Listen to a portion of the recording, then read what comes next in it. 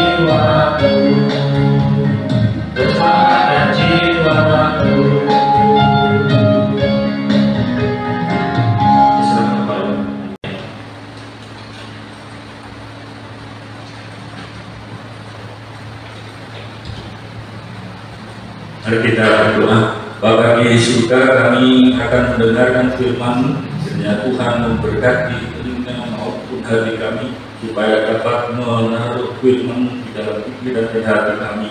Terima kasih ya Tuhan, bahwa hari ini merupakan minggu terakhir di bulan Desember tahun 2023. Kami sungguh bersyukur kepada-Mu karena Tuhan memberkati perjalanan hidup kami dan jemaat GKM Silo sampai hari ini dalam keadaan yang baik, di mana Tuhan selalu menolong perjalanan hidup dan iman kami, supaya kami boleh bersyukur bahwa Tuhan sudah memberkati tahun 2023 yang sebentar lagi kami juga akan memasuki tahun yang baru, di mana tahun itu penuh dengan rahasia bagi kami. Kami percaya bahwa perjalanan kami sebagaimana Tuhan menolong kami di tahun-tahun yang lalu, maka kami percaya juga bahwa Tuhan akan menolong kami di tahun yang baru ini yang penuh dengan tanda tanya bagi kami. Tapi kami memiliki iman, percaya kepada Tuhan bahwa Tuhan yang selalu menopang kehidupan kami. Terima kasih ya Bapa, terpujilah nama-Mu. Kami siap untuk mendengarkan firman-Mu. Dalam nama Yesus Kristus yang hidup, kami sudah berdoa dan mengucapkan syukur. Haleluya. Amin. Salam. Puji Tuhan, saudaraku, kita akan melihat firman Tuhan. Yeremia 29 ayat 11. Firman Tuhan yang terkenal di dalam Perjanjian Lama. Tema kita hari ini tentang menatap masa depan bersama dengan Tuhan Yesus. Kita baca bersama-sama firman Tuhan ini. 1, 2, 3. Sebab aku ini mengetahui rancangan-rancangan apa yang ada padaku mengenai kamu. Demikianlah firman Tuhan, yaitu rancangan damai sejahtera dan bukan rancangan kecelakaan, untuk memberikan kepadamu hari depan yang penuh harapan. Haleluya, puji Tuhan. Saudaraku, saat kita melangkah ke masa depan yang tahun yang baru, di mana kita tidak mengerti apa yang terjadi di depan kita, dan kita hanya bisa menebak-nebak kira-kira apa yang terjadi di tahun mendatang. Seperti biasanya kita mengalami atau menjalani tahun yang lalu, tapi setiap tahun itu pasti ada sesuatu yang baru yang Tuhan mau berikan kepada kita, seperti firman Tuhan yang sudah kita baca ini, untuk kita bisa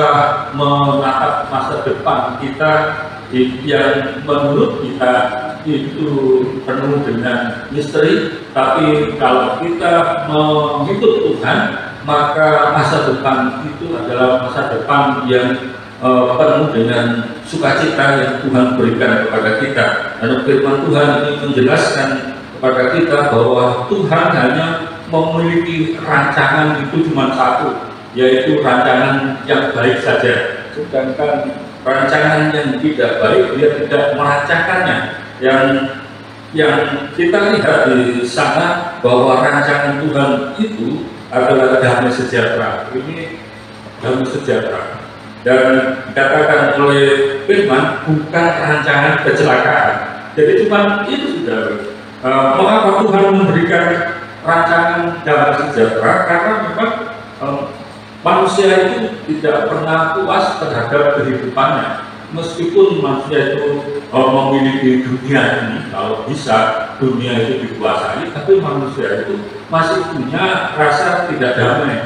Kalau orang yang biasa, yang sederhana, maka kita juga masih memikirkan apakah besok masih bisa makan, ataukah besok masih bisa bekerja dengan baik, ataukah besok itu lancar-lancar saja semua rencana kita. Hanya itu. Tapi di balik itu, kalau kita memiliki firman Tuhan, maka firman Tuhan itu akan memberikan damai sejahtera kepada kita dengan situasi yang di luar kita yang merasa bergejolak, tapi kita ternyata enak-enak saja.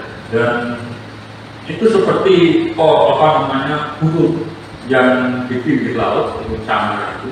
Dia kalau melihat burung camar itu, dia akan terbang ke sana kemari untuk mencari makan.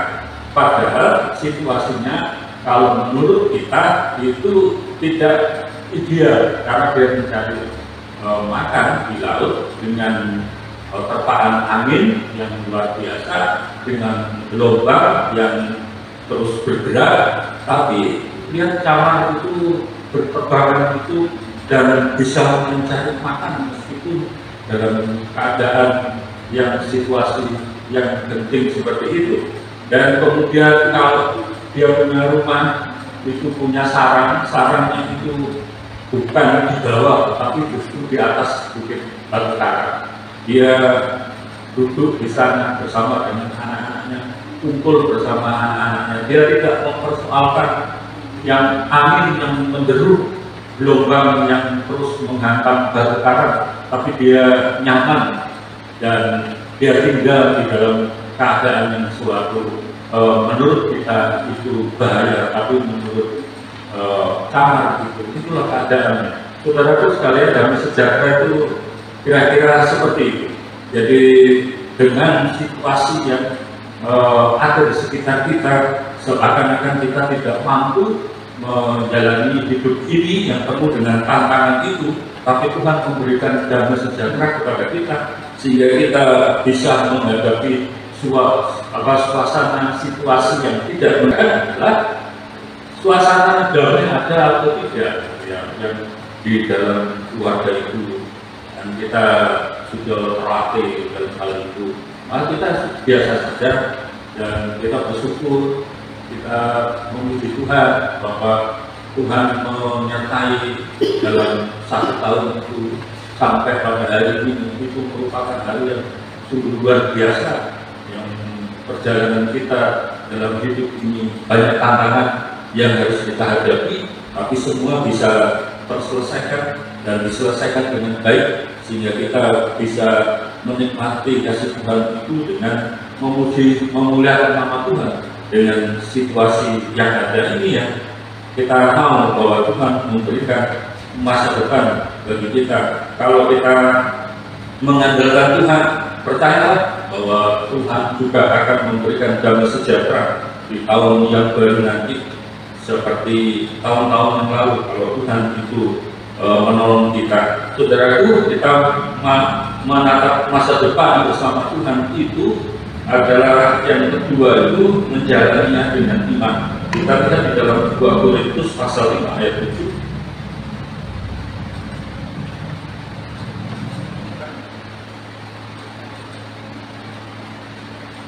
Sebab hidup kami ini adalah hidup karena percaya, bukan karena melihat. Jadi menurut firman Tuhan ini, kalau kita ingin sukses di masa depan kita, bahwa kita lakukan segala sesuatu itu dengan percaya atau dengan iman, bukan dengan melihat. Kalau melihat itu bikin kita ragu-ragu, ya kayak Thomas, ya.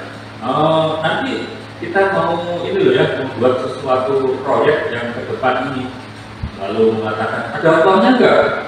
Kalau ada uangnya sih bisa lah kita lakukan proyek itu, ya.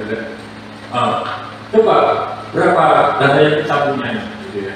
Dan itu yang biasa terjadi, kebiasaan kita. Tapi Tuhan menghendaki bahwa kita itu hidup dengan percaya. Artinya walaupun belum ada di depan kita, itu kita percaya bahwa sesuatu itu yang kita rindukan, kita inginkan itu sesuai dengan rencana Tuhan, itu pasti terjadi. Dan itu pasti kita akan mendapatkan berkat kalau hidup kita ini hidup bergantung kepada percaya, bukan bergantung pada penglihatan. Karena penglihatan kita ini sangat terbatas, dan kalau iman itu melebihi penglihatan kita. Kalau penglihatan itu di depan kita ada sesuatu hal, kita mengatakan oh ya itulah aku sudah perkirakan. Tapi kalau iman itu bukan kita perkirakan, kita ke depan sudah pasti dalam langkah-langkah hidup kita akan mendapatkan kesuksesan karena berdasarkan kepercayaan, berdasarkan iman yang kita tahu dari dalam hati kita. Pada waktu saya masih SMP, saya ingin banget belajar gitar. Jadi pokoknya kemana-mana tangan saya bergerak seperti itu. Jadi kemana-mana dulu saya bunyi sambil menyanyi, itu apa namanya, tangan itu seperti itu. Dan saya membayangkan punya gitar yang bagus untuk saya bisa apa namanya memuji Tuhan waktu di remaja, bagian remaja. Nah seperti itu ya, waktu bayangkan seperti itu. Nah, suatu saat saya ngomong sama ibu saya ingin sekali punya gitar. Wah, di kampung itu kalau punya gitar itu aneh, gitu. Karena di kampung itu bisanya, di kampung saya itu bisanya cuma catur, duduk mana-mana atau orang catur, gitu. Tapi caturnya juga nggak bermutu, karena caturnya ya catur kampung ya. Jadi satu akal itu bisa bermenit-menit, jadi tidak ada batasan. Yang tahan duduk, yang tahan tahan bisa menang, gitu.